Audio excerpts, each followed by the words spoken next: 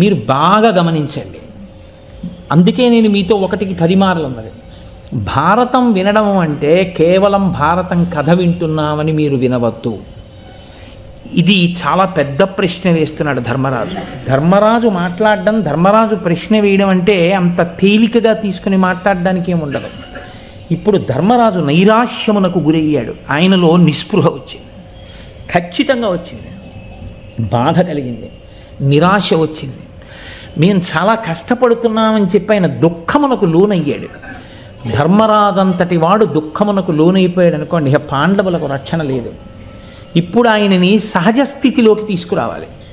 ఆయనని సహజ స్థితిలోకి వచ్చేటట్టుగా మాట్లాడడం అంటే అందరూ మాట్లాడలేరు. ఆ మాట్లాడడానికి ఒక శక్తి ఉండాలి. ఆయనకి బోధ చెయ్యాలి అంటే దానికి ఒక స్థితి ఉండాలి, దానికి కొంత శాస్త్ర పరిజ్ఞానం ఉండాలి. ఎవరు పడితే వాళ్ళు ధర్మరాజుకు బోధ చేయడం కుదరదు. ఏమీ తెలియని వాడికి చెప్పచ్చు, అన్నీ తెలుసున్నవాడే బెంబేలు పడిపోతే ఆయనకి మీరు చెప్పగలిగింది ఏముంటుంది? ఒక్కటే చెప్పాలి. ఇన్ని తెలుసున్న మీరు బెంబేలు పడిపోతే ఇంకా మేము ఎవరికి చెప్తాం అని కదా చెప్పాలి. మీరు సాధారణంగా వింటుంటారు, కష్టం వచ్చినప్పుడు అన్నీ తెలుసున్నవాడు కూడా విచలితుడు అయ్యాడు అనుకోండి, ఈ మాటే అంటారు. మీరు 10 మందికి చెప్పవలసిన వారు మీరే ఇలా బాధపడిపోతే ఇంకా మేము ఎవరని చెప్పగలం మీకు అంటుంటారు. కాబట్టి ఇప్పుడు ధర్మరాజుతో ఈ మాట అనడానికి అర్హుడైన వాడు ఎవడుంటాడు ఆయన దగ్గర? ఎవరో ఉండాలి. ఉండకపోతే ఇప్పుడు ఆ జవాబు చెప్పడం కుదరదు. మీరు ఎవరు పెద్దరికం తీసుకుని మాట్లాడుతున్నాడో ఇప్పుడు ఆయన ఖచ్చితంగా పెద్దరికం ఉన్నవాడు. భారతంలో గొప్పతనం ఏమిటో తెలుసా అండి? ఇటువంటి సందర్భాన్ని బట్టి ఆ సందర్భంలో మాట్లాడే మాటలు అంటే మీరు ఎర్రసిరాతో దాన్ని జాగ్రత్తగా రాసుకుని మనఫలకం మీద రాసుకుని జ్ఞాపకం పెట్టుకోవాలి. ఎందుకంటే ఈ మాటలు మిమ్మల్ని దిద్దుతాయి, మీ జీవితాన్ని దిద్దుతాయి, మిమ్మల్ని ధర్మపథంలో నడిపిస్తాయి. ప్రతి చిన్న విషయానికి మీరు విచలితులైపోకుండా, కదిలిపోకుండా మిమ్మల్ని పట్టి కాపాడతాయి. ఎవరు మాట్లాడుతున్నాడు ఇప్పుడు? ధౌమ్యుడు మాట్లాడుతున్నాడు. ధౌమ్యుడు పురోహితుడు పాండవులకు. పాండవులకు పురోహితుడు ధౌమ్యుడు అని చెప్పడం చాలా తేలిక. కానీ ఎక్కడి వాడు ధౌమ్యుడు? ఎలా వచ్చాడు అసలు? పాండవ పౌరోహిత్యానికి ధౌమ్యుడు ఏ కాలంలో ప్రవేశించాడు వాళ్ళ దగ్గర? పౌరోహిత్యం అంటే కౌరవుల వైపు నుంచి వచ్చినవాడా? ఏ భీష్ముడో ద్రోణుడో పంపాడా ధౌమ్యుణ్ణి? వీళ్ళు కష్టాలు పడుతున్నారయా, వీళ్ళతో పాటు నువ్వు కూడా వెళ్ళు, ఏమైనా వీళ్ళకి మంచి మంచి పనులు చెయ్యవలసి ఉంటే నువ్వు వెనక చేయిస్తూ ఉండో అని పంపినవాడా? లేకపోతే ఈ పురోహితుణ్ణి ధర్మరాజు గారు ఎన్నుకున్నారా? లేకపోతే ధౌమ్యుడు తనంత తానుగా వచ్చి నేను మీకు పౌరోహిత్యం చేస్తానని అడిగాడా? ఎక్కడి వాడి ధౌమ్యుడు? ఈ ప్రశ్న మీరు వేసుకోకుండా భారతాన్ని చదివేసుకోవడం అంటే, విరాట పర్వం చదివేసుకోవడం అంటే మీరు సరియైన విచారణ లేకుండా చదువుతున్నారని గుర్తు. నేను మీకు అందుకే సందర్భాన్ని చెప్పాను. ఇప్పుడు ధర్మరాజుతో మాట్లాడుతున్నాడు అంటే ఆయన సామాన్యుడు కాడు, ఖచ్చితంగా ఆయన శక్తివంతుడు, పురోహితుడు అని తెలుస్తోంది ధౌమ్యుడు. ఎక్కడివాడు అంటే పాండవులు చిన్నతనంలో లక్క ఇంట్లో పెట్టి కాల్చేయడానికి ప్రయత్నించారు ధార్తరాష్ట్రులు. వాళ్ళు దాంట్లోంచి బయటపడ్డారు. బయటపడి పంచపాండవులు కుంతీదేవితో కలిసి బ్రాహ్మణ వేషాల్లో వెళ్ళిపోతున్నారు, మారువేషంలో తిరుగుతున్నారు. అప్పటికి ఎందుకు అలా తిరగడం అంటే ఒక ధర్మ సూక్ష్మం ఒకటి ఉంది లోకంలో. యజ్ఞోపవీతం ఉన్నవాడే ఆత్మహత్య చేసుకు చచ్చిపోతే లోకాన్ని నడిపించగలిగినటువంటి నాయకుడు ఉండడు. కష్టాలు వస్తే ఓర్చుకోవలసిన మొదటి లక్షణం ఎవరికి ఉండాలంటే, ఎవడు వేదాన్ని నమ్మాడని గుర్తో అలా యజ్ఞోపవీతం వేసుకున్న వాళ్ళు కష్టాలకి కదిలిపోకుండా తట్టుకు నిలబడి తన అనుభవంతో వెనక వాళ్ళని నడిపించగలగాలి. అందుకే అసలు బహుశా అందుకేనేమో ఉపనయనం చేసినప్పుడు ముందు భిక్ష అడగండి అంటారు. అంతటి పరిస్థితి వస్తే భిక్షాటన చేసైనా బతకాలి తప్ప తాను చావడానికి మాత్రం వీల్లేదు. అందుకని భిక్షాటన చేసి బతికారండి పాండవులు. భారతం వింటే మనకి ఏదో మిడిల్ బెర్త్ దొరకకుండా విండో సైడ్ మిడిల్ బెర్త్ దొరికినంత మాత్రాన పెద్ద కంగారు పడిపోయి దానికి జీవితమే పోయినట్టు ఏమైపోదు. ఏ పాటి కష్టం ఇది అని మీరు వెంటనే ఓ ప్రశ్న వేసుకుని మీరు చాలా హాయిగా గడిపేసి వెళ్ళిపోగలరు. అది చాలదా మీరు ఆరోగ్యంగా ఉండడానికి, మీ చుట్టూ ఉన్న ఆరోగ్యంగా ఉండడానికి? అది లేదనుకోండి, ప్రతి చిన్న విషయానికి తాను కదిలిపోవడం, తాను ఊగిపోవడం, కష్టాలన్నీ తనకే ఉన్నాయన్నట్టుగా బాధపడిపోవడం, ఇతరుల్ని బాధ పెట్టేయడం. జరిగినంతకాలం నా అంతవాడు లేడు, నా వల్ల ఇవన్నీ జరిగాయి అనడం. ఈ వెర్రి పోవాలంటే భారతం చదువుకోవాలి, రామాయణం చదువుకోవాలి. అప్పుడు పాండవులు బ్రాహ్మణ వేషంలో తిరుగుతున్నారు లోకంలో. ఒకనాటి రాత్రి గంగానది ఒడ్డుకి కుంతీదేవితో కలిసి పాండవులు 5గురు అర్ధరాత్రి వేళ నడిచి వెడుతున్నారు. ఆ అర్ధరాత్రి సమయంలో అంగారపర్ణుడు అని, ఇది విరాట పర్వంలోని కాదు, నేను మీకు ఈ ధౌమ్యుని వృత్తాంతాన్ని ఆది పర్వంలోంచి తీసుకొచ్చి చెప్తున్నాను.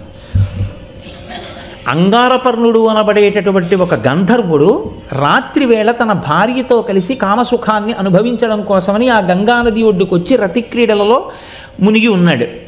ఆయన వీళ్ళ అడుగుల చప్పుడు విన్నాడు. విని ఈ గంగా తీరంలో ఉన్నటువంటి ఈ ప్రాంతం అంతా నా ఆటపట్టు, ఇక్కడ కేవలం నేనే నా భార్యతో వినోదం కోసం వస్తాను. ఒక నియమం ఒకటి ఉంది, అసుర సంధ్య వేళకి ప్రాతఃసంధ్యకి ముందు ఉన్నటువంటి కాలంలో మనుష్యులు భూమి మీద నడవకూడదు. ఎందుచేత అంటే ఆ సమయం విషజంతువులకు, భూతములకు, ఉగ్రమైనటువంటి ప్రాణులకు, గంధర్వులకు, దేవతలకు మాత్రమే కేటాయింపబడినటువంటి సమయం. కాబట్టి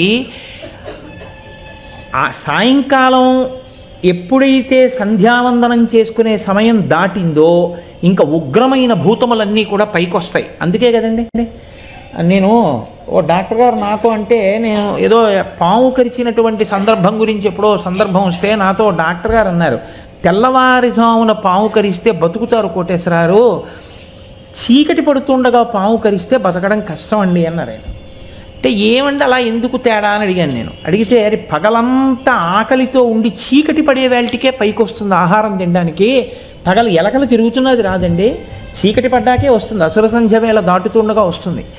తన ఆహారం పట్టుకోవడం కోసమని తిత్తుల నిండా విషం పెట్టుకొని వస్తుంది, ఆకలితో ఉంటుంది, తను తిరగవలసిన సమయం.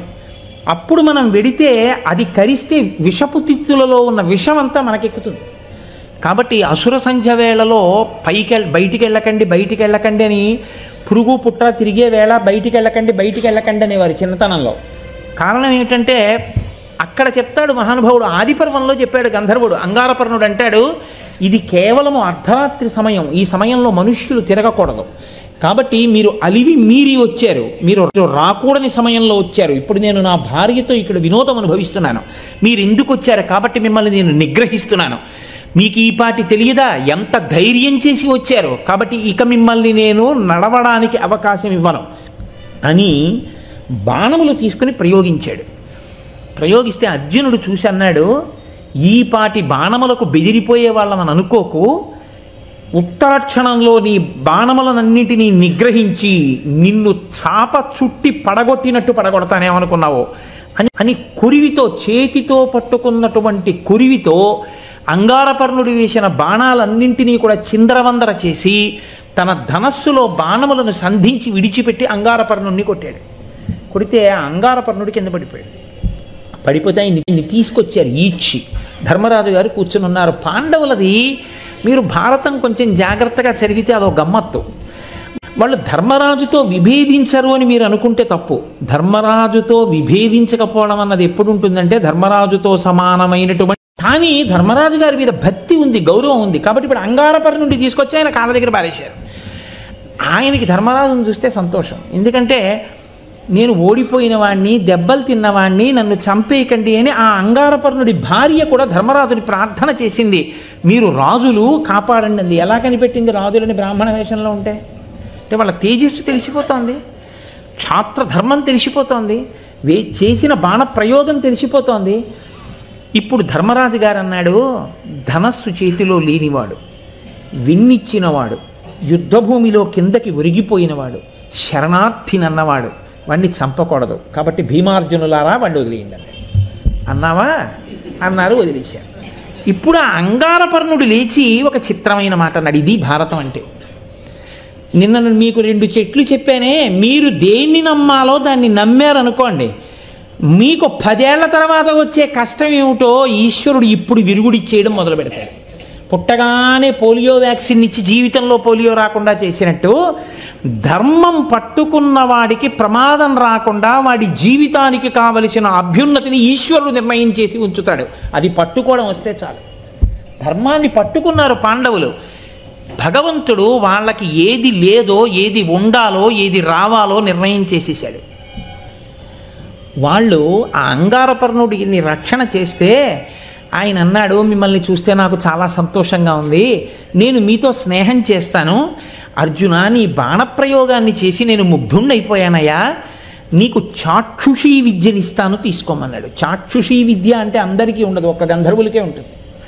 ఆయన ఆ విద్య తెలుసున్నవాడు ఇక్కడ కూర్చుని కళ్ళు మూసుకుంటే 3 లోకాల్లో ఎక్కడేమవుతోందో తెలుసుకుంటాడు.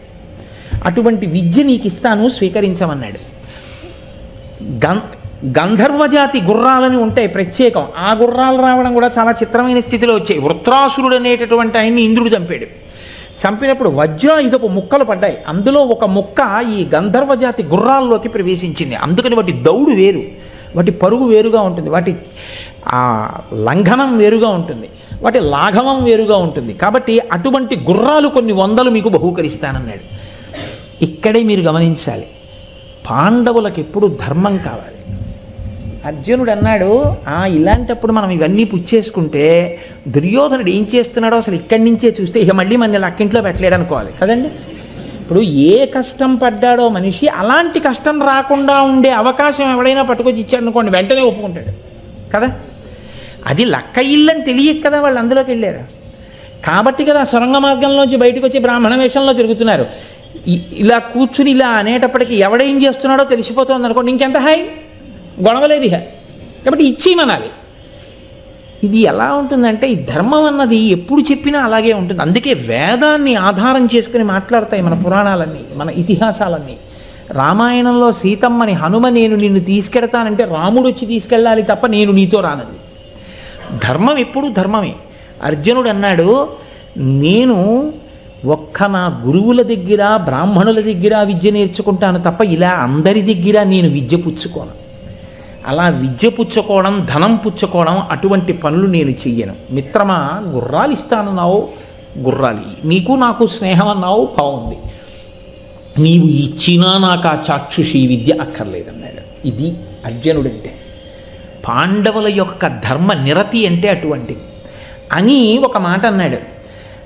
నీవు నన్ను చూసి ఇప్పుడు ఇంత పొగుడుతున్నావే, ఇందాక మేము 5గురం నడిచి వస్తున్నప్పుడు చాక్షుషీ విద్య నీకే ఉన్నప్పుడు మేమెవరమో నీకు తెలీదా? తెలుసున్నవాడవైతే అంత అధిక్షేపించి మాతో మాట్లాడవచ్చా? మా అన్నగారు ఉన్నాడుగా ధర్మరాజు, మీరెవరు? సామాన్య మానవులు, అర్ధరాత్రి వేళ నడుస్తారేమిటి అన్నావే. అప్పుడు నేనేమన్నాను? అవి సామాన్య మానవులకు వర్తిస్తాయి, మాలాంటి వీరాధి వీరులకు కాదు. మేము అర్ధరాత్రి అయినా తిరగగలం, ఎందుకంటే సర్వభూతములను నిగ్రహించగలిగిన వాళ్ళం మేమన్నాను. మరి నువ్వు ఎందుకన్నావు ఆ మాట మమ్మల్ని అన్నాడు. అంటే ఆయన అన్నాడు, నాకు తెలిసే నేను ఆ మాట అన్నాను, మీకు ఉండవలసింది మీ దగ్గర ఒకటి లేదన్నాడు. వాళ్ళు ఆశ్చర్యపోయారు, ఏది లేదని అడిగారు. మీకు పురోహితుడు లేడు అన్నాడు. ఏం ఆ మాట అన్నావన్నారు. అవును, సుక్షత్రియులైనటువంటి వారు ఇంత పరాక్రమోపేతులు, మీ వంటి వారు ఎప్పుడూ పురోహితుడిని ముందు పెట్టుకుని నడవాలి. ఆయన ఎప్పుడూ శుభాశుభములను నిర్ణయించి చెప్తూ ఉండాలి. నీకే ఒక పురోహితుడు ఉండి ఉంటే ఆయన నా మాయలకు ప్రతిచర్య చేసి ఉండేవాడు, మిమ్మల్ని రక్షించి ఉండేవాడు. మీ గురించి మీరు చెప్పుకొని మిమ్మల్ని మీరు రక్షించుకోక్కర్లేదు, మీకు ఎప్పుడూ మంచి మాటలు చెప్తూ ఉండేవాడు. మీరు ఒక పురోహితుడిని ఉంచుకోకపోవడం మీ తప్పు. ఇప్పటికైనా మించిపోయింది లేదు. మీరు ఒక పురోహితుడిని వరించి మీ ముందు నడపడం, ఆ పురోహితుడి వెనక మీరు నడవడం, ప్రతిరోజు ఆయనకి నమస్కారం చేయడం మీరు నేర్చుకోండి అన్నాడు. ఆ తర్వాత చాలా సంభాషణ నడిచింది ఆదిపర్వంలో. నడిచిన తర్వాత అడిగారు పాండవులు, మాకు ఎవరు పురోహితుడుగా ఉంటే బాగుంటుందో నువ్వు మాకు సలహా చెప్పు అన్నారు. అందుకు తీసుకొచ్చారండి అంగారపర్ణోపాఖ్యానం. భగవంతుడు అందుకు కూర్చాడు. అప్పుడు ఆయన అన్నాడు, నువ్వు వేసిన ఆగ్నేయాస్త్రానికి నా రథం కాలిపోయింది, కానీ నేను పరమేశ్వర భృత్యుడైనటువంటి కుబేరుడికి చెలికాడిని. అందుకే ఇప్పుడు మళ్ళీ నాకు వజ్రములు పొదిగినటువంటి చిత్ర విచిత్రమైన రథం వచ్చింది. ఓడిపోయిన నాకు ఆ పేరు ఎందుకు? అంగారపర్ణుడు అన్న పేరు నేను వదిలేస్తున్నాను, నీ చేతిలో ఓడిపోయాను కాబట్టి. చిత్రమైన రథం ఎక్కుతున్నాను కాబట్టి నన్ను చిత్రరథుడు అంటారు ఇంకా అన్నాడు. ఆయన చిత్రమైన వ్యక్తి నిజంగా అసలు అని ఎవరిని వాళ్ళు పురోహితుడిగా వరించవలసి ఉంటుందో చెప్పాడు. మీరు ఉత్కోచం అనేటటువంటి పర్వతం ఉంది, ఈ గంగానదిని దాటి ఆవలి ఒడ్డుకు వెళ్ళండి. అక్కడ ఒక మహానుభావుడు ఉన్నాడు, వేదాంగములు చదువుకున్నాడు, నిత్యతృప్తి కలిగిన వాడు, సమస్త భూతములను శాసించగలిగినటువంటి వాడు, వెలుగుతున్నటువంటి అగ్నిశిఖలా ఉంటాడు, అంతటి అనుష్ఠాన తత్పరత కలిగినటువంటి వాడు. ఎంత తెలుసుకున్నాడో అంత అనుష్ఠిస్తాడు. ఆ మహానుభావుణ్ణి మీకు పురోహితుడుగా ఉండమని వరించండి, ఆయన దేవల మహర్షి యొక్క సోదరుడు అన్నాడు. దేవల మహర్షి అంటే మీకు జ్ఞాపకం వచ్చి ఉండే ఉంటుంది. ఎక్కడివాడు దేవల మహర్షి? గజేంద్రమోక్ష సన్నివేశంలో గంధర్వుడు హూహూ అనేటటువంటి ఆయన స్నానం చేస్తూ తన ప్రియురాళ్లతో కలిసి స్నానం చేస్తున్నప్పుడు దేవల మహర్షి వచ్చి అక్కడ స్నానం చేస్తుంటే ఇంత బక్కగా ఉన్నాడు, ఈయన స్నానం చేస్తున్నాడని అడుగు నుంచి ఈత కొడుతూ వెళ్ళి దేవల మహర్షి యొక్క కాళ్ళు పట్టుకుని లాగేస్తే నీటిలో కింద పడిపోయారు మహర్షి. నీటి అడుగు నుంచి వచ్చి కాలు పట్టుకోవడం సంతోషంగా ఉంది కాబట్టి మొసలిగా జన్మించు, నీ కండకావరం తీరుతుందని శపించి గజేంద్రమోక్షణ వృత్తాంతానికి కారకుడైన ఋషి ఎవరో ఆ దేవల మహర్షి యొక్క తమ్ముడు ఈ మహానుభావుడైనటువంటి ధౌమ్యుడు. కాబట్టి మీరు వెళ్ళి ఆయన్ని వరించండి అన్నారు. అంటే ఇప్పుడు పాండవులు గంగ ఆవలి ఒడ్డుకి వెళ్ళి ధౌమ్యుడిని పురోహితుడిగా వరించారు. ధౌమ్యుడు కూడా అంగీకరించాడు. మీతో నేను అన్నమాట అదే, మీకే ఏమీ లేదయా, మీరే అన్నీ వదిలేసి మీ పేర్లు రూపాలు కూడా తెలియకుండా బ్రాహ్మణ వేషాల్లో తిరుగుతున్నారు, మీకు మళ్ళీ నేను పౌరోహిత్యమా? మీరు బాగున్నప్పుడు చెప్పండి వస్తాను, ఏమైనా సంభావనిద్రుగానే అనలేదు. ఇవాళ బ్రాహ్మణ్యం అంటే ఎలా తయారైందంటే, శంకరాచార్యులు వారి జయంతి అవుతోందిరా అంటే శంకరాచార్యులు వారి పల్లకీ ముందు వేదం చదువుకుని నడిచే వాళ్ళు 10 మంది కనపట్టలేదు. ఏ మహానుభావుడు వేదాన్ని నిలబెట్టాడో ఆయన పల్లకీ ముందు తనంత తానుగా చదువుతూ రావడానికి 10 మంది వేదం చదువుకున్న వాళ్ళు ముందొచ్చి పల్లకీ ముందు నడవట్ల. అంత కృతజ్ఞ స్థితిలో ఉంది. నాకేం భయం లేదు, నేను ఎప్పుడు చెప్తుంటాను, ఉన్నది ఉన్నట్టు చెప్పేస్తాను నేను. కానీ ఆ రోజులు అటువంటివి కావు. మీతో నేను చెప్పాను, సంతోషోహి ద్విజన్మనాం. వాళ్ళకి కావలసింది ధర్మం ఎక్కడుందో అక్కడ తాము చదువుకున్న చదువుతో దాన్ని రక్షించడం, వాళ్ళని వృద్ధిలోకి తేవడం. కాబట్టి ధౌమ్యుడు అంగీకరించాడు. నేను మీకు పౌరోహిత్యం చేస్తానన్నాడు. మహానుభావుడు ధౌమ్యుడు పురోహితుడిగా వచ్చిన తరువాత మత్స్యయంత్రాన్ని కొట్టారు. ధర్మరాజుకి ద్రౌపదికి, మిగిలిన పాండవులకి ద్రౌపదికి ధౌమ్యుడే వివాహం చేశాడు. సరే, ఎక్కడో అక్కడ ద్రౌపదీదేవికి సంబంధించిన వృత్తాంతం వస్తుంది, ఇక్కడ కాకపోయినా ఆదిపర్వం చెప్పినప్పుడు వస్తుంది. ద్రౌపది పాండవుల వివాహ ఘట్టంలో అసలు అది ఎంత ధర్మబద్ధమో, ఎంత గొప్పదో. అందుకే కదండి మహాభారతం అంతా సామెతల పుట్ట. ఏమీ లేకపోయినా సామెతలన్నీ భారతంలోంచే పుట్టాయి. అందుకే తెలియనివ్వండి, తెలియకపోయి ఆయనకి ఏంటంటే ధర్మరాజు అంట. ధర్మరాజు అంటే ఎవరికి ఏది అడిగినా ఇస్తాడు, అందరినీ రక్షిస్తాడు, పెద్ద పట్టించుకోడు అనుకోండి. ఆయనకేమిటి ధర్మరాజు అంటే? అమ్మో ఎంత ఉద్రేకం అండి, భీముళ్ళగా అంటారు. ఆయనకి ఏమిటండి సవ్యసాచి, 2 చేతులతోనూ చేసేస్తాడు అంటారు. ఆయన గుర్రాలు తోలడంలో నకులుడండి అంటారు. అదే నలభీమ పాకం అండి అంటారు. ఈడేవాడండి సైంధవుల్లో అడ్డుపడ్డాడు అంటారు. వాడేవాడండి బాబు తొడలు విరిగిపోయి దుర్యోధనుడు పడిపోయినట్టు పడిపోయాడు అంటారు. వీడేవాడు ఎప్పుడు ఆడవాళ్ళని పట్టుకుని అలా హింసిస్తూ ఉంటాడు, వీడు దుశ్శాసనుడు చీరల్లాగినట్టు అంటారు. వీడి చూపులు వీటి కీచకుడి చూపులు అంటారు. మీరు చూడండి, సామెతలు చాలా భారతం నుంచే వచ్చాయి. అంటే ఇప్పటికీ మహాభారతం సజీవంగా అందులో ఉన్న వ్యక్తులు పాత్రలుగా మారి సమాజంలో తిరుగుతున్నాయి. అందుకే అన్నాడు మహానుభావుడు వ్యాసుడు, నేను భారతంలో చెప్పంది సమాజంలో లేదు, సమాజంలో అనుష్ఠించేది భారతంలో లేకుండా లేదు. నీ చెప్పింది కాక ఇంకొకటి లేదు, అన్నీ చెప్పాను భారతంలో అన్నాడు. అన్నీ చెప్పాను భారతంలో అన్నాడు. కాబట్టి అటువంటి ధౌమ్యుడు వివాహం చేశాడు. వివాహం అయిపోయిన తరువాత ఒక పెద్ద క్లిష్ట సమయం ఒకటి వచ్చింది. ఇందాక మీ దగ్గర నేను దాట వేశాను కదా, అరణ్యవాసానికి వెళ్ళినప్పుడు బ్రాహ్మణులందరూ ధర్మరాజు గారితో వచ్చేసారు. వచ్చేస్తే ధర్మరాజు గారు బెంగపెట్టుకున్నాడు. పురోహితుడు అంటే అందుకుంటాడు కష్టం సుఖం చెప్పుకోవడానికి. ఇప్పుడు వీళ్ళకి అన్నం పెట్టాలి, ఎలా? వంట చేయడానికి ఎవరు? ద్రౌపదీదేవే ఉంది. కాబట్టి ఇప్పుడు ఆయన వెళ్ళి ధౌమ్యుడితో చెప్పాడు, ఎలాగయా వీళ్ళకి అన్నం ఎలా పెట్టను ఇంతమంది బ్రాహ్మణులకి అంటే. ధౌమ్యుడు వేదాంగములు చదువుకున్నవాడు. తాను నేర్చుకున్న శాస్త్రం మీద, తను చదువుకున్న మంత్రం మీద అంత నమ్మకం ఉండాలి.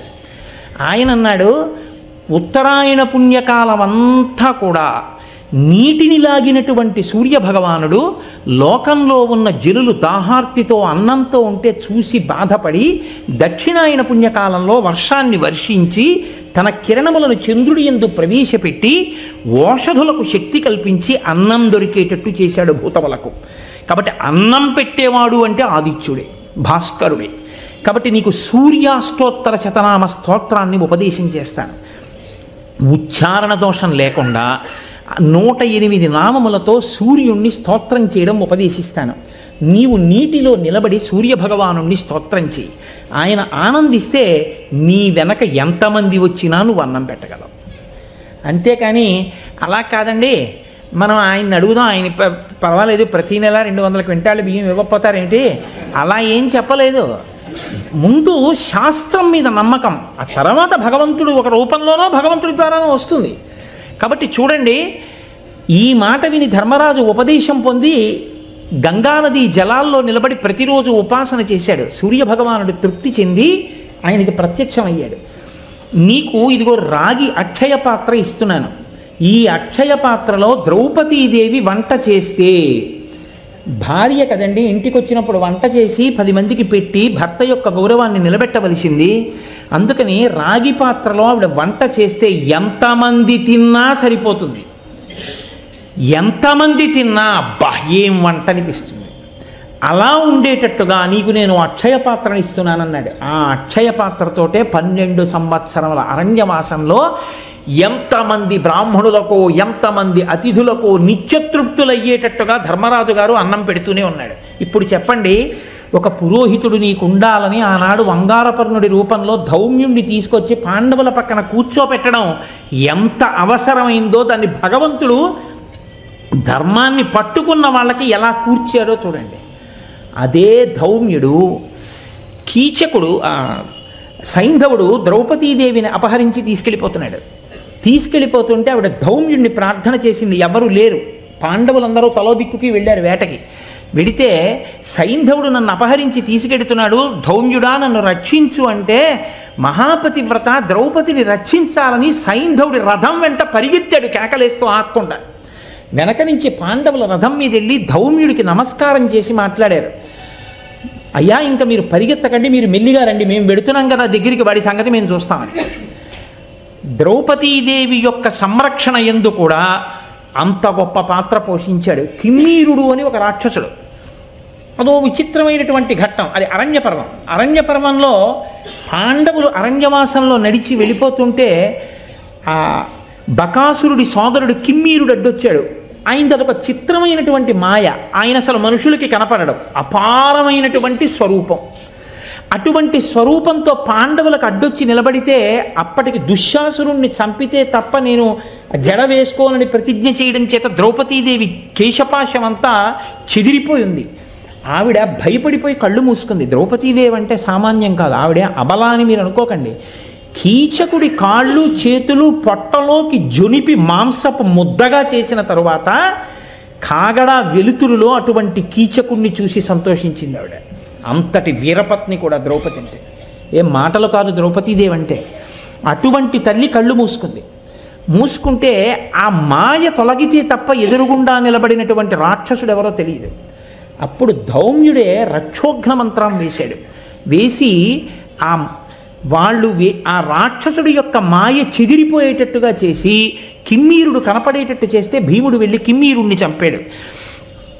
అలా మహాభారతంలో ఎప్పుడు విన్నంటి ఉంటాడు. ఎన్ని రకాలుగానో రక్షణ చేశాడు. విరాట పర్వంలో పాండవులందరూ అజ్ఞాతవాసంలోకి వెళ్ళిపోతే వాళ్ళ అగ్నుల్ని పాంచాల దేశానికి తీసుకెళ్లి ఆరాధన చేసిన వాడు ధౌమ్యుడే, ఇంటి పురోహితుడిగా. ఆయనే ఉపపాండవులందరికీ నామకరణం చేశాడు. ఆయనే కురుపాండవ యుద్ధంలో కురుక్షేత్రంలో అనేక మంది వీరులు తెగటారిపోతే అంత్యేష్టి సంస్కారం చేయడానికి మంత్రాలన్నింటినీ చదివినవాడు ధౌమ్యుడే. కాబట్టి ధౌమ్యుడి పాత్ర అంత సామాన్యమైన పాత్ర కాదు. నేను ఎందుకు మీతో ఇంత విషయాన్ని ప్రస్తావన చేయవలసి వచ్చింది అంటే, విరాట పర్వంలో ఇవాళ ధర్మరాజు గారు ఉన్నటువంటి స్థితి అంటే సామాన్యమైన స్థితి కాదది. ఇప్పుడు ఆ స్థితిలో అంత నిరాశకి లోనైనటువంటి ధర్మరాజుతో మాట్లాడాలంటే ఎవరు పడితే వాళ్ళు మాట్లాడడం కుదరదు. ఆయనకి బోధ చేయడం అంటే మాటలు కాదు. ఇప్పుడు ధౌమ్యుడు లేచి అన్నాడు ధర్మరాజుతో, ధర్మ నిరూపకత్వమున ధైర్యమునన్ మహనీయ వృత్తి సత్కర్మ విధిజ్ఞతం చతురతామహిమన్ దృఢబుద్ధి ఎవ్వరుం ధర్మరాజు పాటికారనగా ధాత్రి ప్రసిద్ధుడవైన ఇట్టి నీ పేర్మికి నీడే దుర్దశల పెళ్ళునకున్ దురపిల్లుట అరయం. ఏమయ్యా ధర్మరాజా, ఇది నీ పేరుకి నీ కీర్తికి నీ శోభకి తగిన పనే నువ్వు చేస్తున్నది? నువ్వు ఇంత దుఃఖిస్తున్నావా? మా అంత కష్టాలు పడ్డవాడు ఎవరైనా ఉన్నారా అని అడుగుతున్నావా? అసలు ధర్మాన్ని నిరూపించడంలో ధైర్యానికి మారుపేరు ఎవరు అని అడిగితే నీ గురించే చెప్తారు. ఎవరు మహనీయుడు అంటే నీ పేరు చెప్తారు. ఎవరు సత్కర్మావలంబకుడు అంటే నీ పేరు చెప్తారు. ఎవడు తత్వ పరిజ్ఞానం ఉన్నవాడు అంటే నీ పేరు చెప్తారు. ఇన్ని తెలుసున్నవాడివి, ఇంత గొప్పవాడివి నువ్వే కదిలిపోతే నీ తమ్ముళ్ళు ఏమైపోతారు? నువ్వు ఇలా మాట్లాడచ్చా ధర్మరాజా అంటూ ఒక అద్భుతమైన మాట అంటాడు. దేవతలకైన నొక్కొకచో వలయున కాదే శత్రు సూదన విధి కాలావాప్తికి మును తమ సద్భావంబులడంచి ఉడుగబడి ఉడంగం. ధర్మరాజా, నువ్వు ఒక్క విషయాన్ని బాగా జ్ఞాపకంలో ఉంచుకో. కాలం అనేటటువంటిది దాటడం ఎవ్వరికీ సాధ్యం కాదు. ఎంతటి వాళ్ళైనా సరే కాలమునకు వశవర్తులే. వ్యాసుడు దేవీ భాగవతంలో అంటాడు, కాలోహి బలవాన్ కర్త సతతం సుఖ దుఃఖయో నరాణాం పరతంత్రాణం పుణ్య పాపానుయోగత. ఒక్కొక్క కాలమునందు ఒక్కొక్క గడియ మిమ్మల్ని ఒక నిమిషం ఏడిచేట్టు, ఒక రోజు ఏడ్చేట్టు, ఒక నెల ఏడ్చేట్టు, ఒక సంవత్సరం ఏడ్చేట్టు, ఒక్క కాలములో ఒక రోజు ఒక గంటలో ఒక నిమిషంలో జరిగిన సంఘటన జీవిత పర్యంతం ఏడిచేటట్టు చెయ్యగలదు. ఎందుకు చెయ్యగలదో తెలుసా? కాల కలయతామహం. కాలరూపంలోనే పరమేశ్వరుడు లెక్కలు కట్టి పాపపుణ్య విచారణం చేసి నీవు చేసిన పాపానికి నువ్వు ఎంత ఏడవాలో లెక్క కట్టి ఫలితం ఇస్తాడు. ఆ పాప ఫలితాన్ని ఈశ్వరుడు ఇచ్చేసిన తరువాత నువ్వు తిప్పను లేవు, నువ్వు దిద్దను లేవు. నువ్వు చెయ్యవలసింది ఏమిటంటే జీవితాంతం ఏడవడమే. కాలము ఎవ్వరూ దాట శక్యము కాదు. ధర్మజ, ఇప్పుడు మీరు కూడా అటువంటి కాలమునకు వశవర్తులై ఉన్నారు. కాబట్టి ఇప్పుడు భగవంతుణ్ణి గట్టిగా పట్టుకోవాలి. కాలము కలిసి వచ్చే వరకు ఓర్పు పట్టవలసి ఉంటుంది తప్ప నీకు తెలియనివా ఇవన్నీ? కాలము కష్టములో సుఖాన్ని ఇస్తోంది. 12 ఏళ్ల అరణ్యవాసం చెయ్యాలి, కానీ ఎందరో ఋషుల్ని దర్శించావు, ఎన్నో తీర్థాలు దర్శనం చేశావు, ఎందరో బ్రాహ్మణులకు అన్నం పెట్టావు, ఎంతో మందితో సత్కర్మలను గూర్చినటువంటి ప్రసంగాలు చేశావు. కాలమే ఎదురు తిరిగింది, కాలమే దాన్ని సక్రమంగా నడిచిపోయేటట్టు చేసింది. ఆ కాలమే అజ్ఞాతవాస రూపంలో ఇప్పుడు వచ్చింది, ఆ కాలమే ఈశ్వర రూపంలో నిన్ను అజ్ఞాతవాసం నుంచి గట్టు కూడా ఎక్కిస్తుంది. కానీ ఓర్చుకోవడం అన్నది మాత్రం నీకు రావాలి.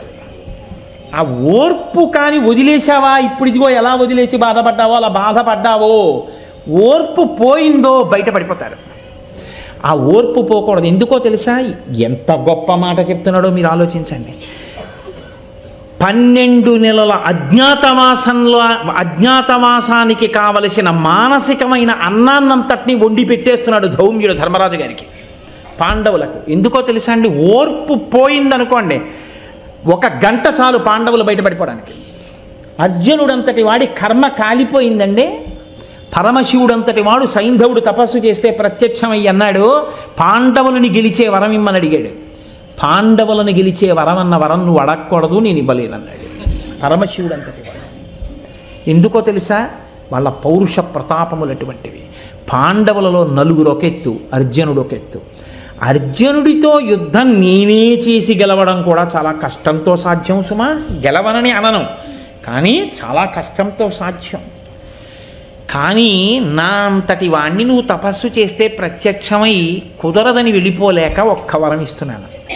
అర్జునుడు తక్క మిగిలిన 4 పాండవుల్ని ఒక్కరోజు యుద్ధంలో గెలవగలుగుతావు, అదొక్కటే నీకు ఇచ్చే వరం అన్నాడు. కాబట్టి అడ్డుపడ్డాడు కదండి, సైంధవుళ్ళు అడ్డుపడ్డాడంటారు. అర్జునుడంటే అంతటివాడు, పరమశివుడి చేత సైంధవుడు వరం అడిగినప్పుడు స్తోత్రం చెయ్యబడ్డాడు. అటువంటి వాడు అసలు పురుషుడనిపించుకోవడానికి అర్హత లేకుండా పోయింది కదండి. పేడివాడై అంతఃపురంలో ఆడవాళ్ళకి నాట్యం నేర్పుకున్నాడు.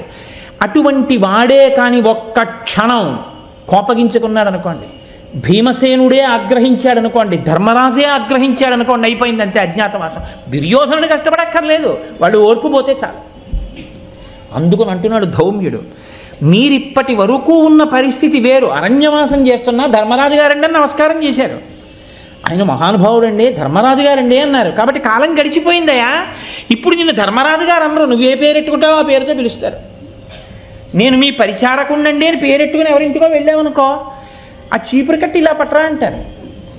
రాజసూయాగం చేసిన వాడినయా, నీకు చీపురు కట్ట పట్టరానా? అయిపోయింది అంతే నీ అజ్ఞాతవాసం. ఇప్పుడు నీకు కావలసింది ఓర్పు. కాలము పరీక్షకి ఎదురు నిలబడింది, ఇప్పుడు నువ్వు ఓర్పుతో నిలబడాలి. అది కోల్పోతున్నావని నాకు భయంగా ఉంది ధర్మజ. లేకపోతే నీ నోటి వెంట ఈ మాట రావచ్చా? ఇంత ధర్మం తెలుసున్నవాడివి, రాకూడదుగా. కాబట్టి ఏమి మాట్లాడాడండి నిజంగా ధౌమ్యుడు ఆ రోజున. ఆయన అన్నాడు, నిషదాద్రియంద నిమిషపతి ప్రచ్ఛన్న సంచరణమున వర్తించుటయును, అదితి గర్భంబున అవతారమై వామనాకారమున హరి అడగుటయును, జనని ఊరు ప్రదేశంబున అతి నిగూఢంబుగా ఔర్వుండు దాగుటయును, ధేను శరీర విలీనుడై అజ్ఞాత చర్య మార్తాండు సలుపుటయును. వినమే, ఇట్లు పడిన వీరులు పదబడి తమకు అగ్గమైన తరి జయింపరెట్లు ప్రబలరిపుల, నీవును ఆపద కోర్చి భంగపాటు తీర్చుకునుము అన్నాడు. ధౌమ్యుడు తప్ప ఇలా మాట్లాడగలిగిన వాళ్ళు ఎవరుంటారు? అందుకే భారతం భారతమే. ఆయన అన్నాడు, మా అంత కష్టాలు పడ్డవాళ్ళు ఉన్నారా అని కదా అన్నావు. తనకన్నా కష్టాలు పడ్డవాళ్ళు ఉన్నారు అని గుర్తొస్తే కదండి తను కష్టం తట్టుకోగలిగేది. హనుమ సీతమ్మని సుందరకాండలో శిశుపావృక్షం మించి చూసి, మాన్యాగురు వినీతస్య మన్మ లక్ష్మణస్య గురుప్రియ ఇది సీతాపి దుఃఖార్త కాలోహి దురతిక్రమ. ఏ కావ్యం చెప్పనివ్వండి, ఏ పురాణం చెప్పనివ్వండి, అదే చెప్తుంది అంతే. ఏమి సాక్షాత్తు రామచంద్రమూర్తి ఇల్లాలు, లక్ష్మణుని యొక్క అన్నగారి భార్య, గురువుల చేత సంస్కరింపబడిన బుద్ధి కలిగిన తల్లి ఇన్ని కష్టాలు పడుతోంది. చుట్టూ రాక్షస స్త్రీల మధ్యలో తల్లి ఉండిపోయి 10 నెలల నుంచి కట్టిన బట్ట మార్చకుండా ఏడుస్తూ ఉండిపోయిందంటే కాలోహి దురతిక్రమ, కాలాన్ని దాటగలిగిన వాడెవరు అన్నారు. ఏమి నీకంతకన్నా పెద్ద కష్టం వచ్చిందా వెయిటింగ్ లిస్టులో టికెట్ దొరికితే? ఎందుకంత బాధపడిపోతావు? ఒకసారి జీర్ణం అయితే ప్రతి చిన్న విషయానికి నువ్వేం కదిలిపోవు, సంతోషంతో నిలబడగలుగుతావు విషయానికి. ఆ నిలబడగలిగిన ప్రజ్ఞ ఎక్కడి నుంచి వస్తుంది అంటే రామాయణ భారత భాగవతాలు జీర్ణమైతే వస్తుంది. ఆయన అంటున్నాడు, ఏమన్నావు? మాకన్నా కష్టాలు పడిన వాళ్ళ అని కదా అన్నావు. నిషదాద్రియం దనిమిషపతి ప్రచ్ఛన్న సంచరణమున వర్తించుటయును. స్వర్గలోకానికి అధిపతయా దేవేంద్రుడు. అటువంటి దేవేంద్రుడు ఒకే ఒక్క పొరపాటు చేస్తే కట్టి కుడిపేసింది. ఒక మాట కాదు, ఎన్ని మాటలు కట్టి కుడిపిందో తెలుసా అండి? ఒకే ఒక్కసారి తాను సింహాసనం మీద కూర్చుని ఉన్నాడు, చుట్టూ దేవతలు సేవిస్తున్నారు, బృహస్పతి సభలోకి వస్తున్నారు. ఎంతమంది ఉండనివ్వండి, ఎంత గొప్ప వాళ్ళ మధ్య ఉండనివ్వండి, గురువుగారు వస్తున్నప్పుడు లేచి నిలబడవలసిందే. ఆయన గౌరవం ఆయనదే. ఆయనకి నువ్వు గౌరవం ఇవ్వకపోతే ఆయనకి తగ్గిపోయేది ఏమి ఉండదు, కానీ నువ్వు పాడైపోతావు. కాబట్టి ఇప్పుడు బృహస్పతి నడిచి వస్తూ ఉంటే ఇంద్రుడు లేవలేదు. దేవగురువు నన్ను ఆశ్రయించిన వాడు, ఏమిటి నేను లేచేది? కూర్చున్నాడు. ఆయన చిన్న బుచ్చుకుని వెనక్కి వెళ్ళిపోయాడు అంతే. వదరి మాట్లాడకూడదు, నోరుంది కదా అని గురువు గారికి వ్యతిరేకంగా ఏది మాట్లాడేసినా చెల్లిపోతుందనుకుంటే గురువుగారు ఏమనక్కర్లేదు. ఆయన మనసు నిప్పి పెట్టి నీ వంక చూడకుండా నిన్ను వదిలేస్తే చాలు.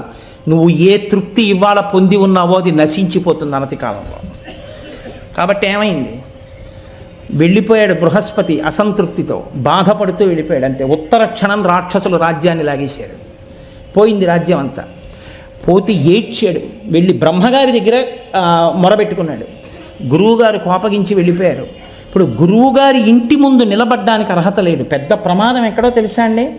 ఎన్ని కష్టాలు వచ్చినా నువ్వు గురువుగారి ఇంటికి వెళ్ళి చెప్పుకోగలిగిన స్థితిని మిగల్చుకుంటే నీకు ఉపశాంతికి శాంతికి ఢోకా లేదు.